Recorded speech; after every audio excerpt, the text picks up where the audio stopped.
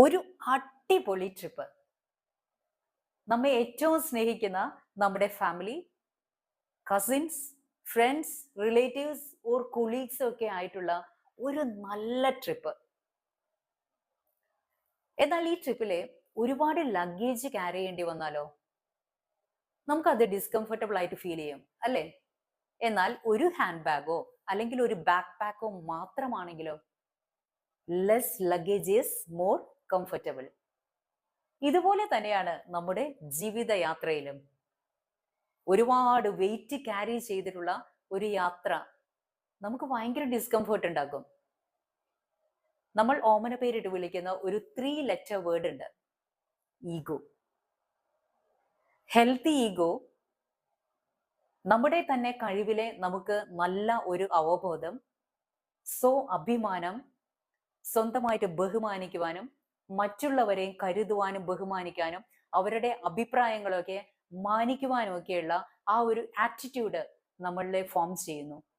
എന്നാൽ unhealthy ego സ്വന്തം കഴിവിലെ അമിതമായ അഹങ്കാരം, ഞാൻ ഞാൻ ഞാൻ എന്ന് മാത്രം ചിന്തിക്കുന്നു, സംസാരിക്കുന്നു, പ്രവർത്തിക്കുന്നു.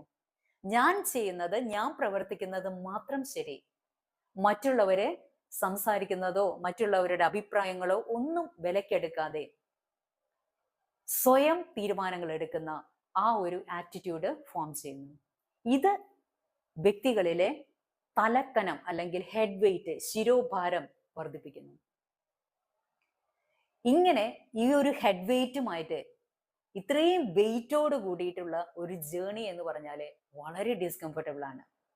എന്നാൽ ഈ തലക്കനൊക്കെ ഒന്ന് വേണ്ടെന്ന് വെച്ച് ജാടകളില്ലാതെ വളരെ പച്ചയായ മനുഷ്യരായി, മാസ്കുകൾ ഒന്നുമില്ലാതെ മറ്റുള്ളവരുടെ മുമ്പിലെ എന്തൊക്കെയാണ് എന്ന്, ഉള്ളതിലധികം എന്തൊക്കെയോ മേന്മ ഉണ്ട് എന്ന് ഉള്ള ആ ഒരു ഇമേജ് കീപ്പപ്പ് ചെയ്യുവാനുള്ള ആ ഒരു തന്ത്രപ്പാടൊക്കെ അവസാനിപ്പിച്ച് വളരെ ലൈറ്റ് വെയിറ്റ് ആയിട്ട് ഫ്രീ ആയിട്ട് ജീവിക്കാൻ പറ്റുക എന്ന് പറഞ്ഞാൽ എത്ര എത്ര സുഖമുള്ള കാര്യമാണ്. തീർച്ചയായിട്ടും നിങ്ങളുടെ ഈ ഒരു ജീവിതയാത്രയിലെ നിങ്ങളുടെ ജീവിതം സുഖകരമാക്കുവാനായിട്ട് അനാവശ്യമായിട്ടുള്ള ഈ ഒരു ഹെഡ് വെയിറ്റുകളൊക്കെ ഒന്ന് ഉപേക്ഷിച്ച് കളഞ്ഞ് ലൈറ്റായിട്ട് ജീവിക്കുവാനായിട്ട് നിങ്ങൾക്കൊരു ഹാൻഡ് ഹോൾഡ് തരുവാൻ ഏഞ്ചലിക് മൈൻഡ് നിങ്ങളോടൊപ്പം.